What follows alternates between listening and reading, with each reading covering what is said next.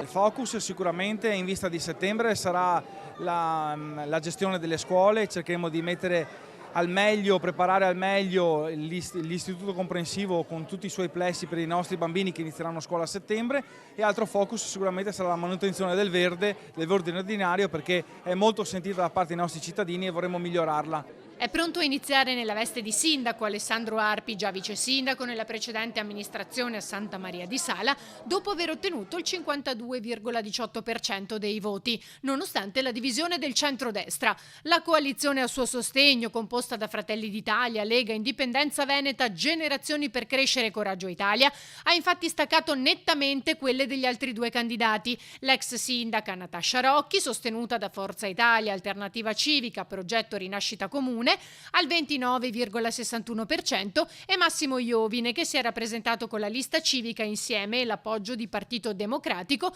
Movimento 5 Stelle e Alleanza Verdi e Sinistra, al 18,2%.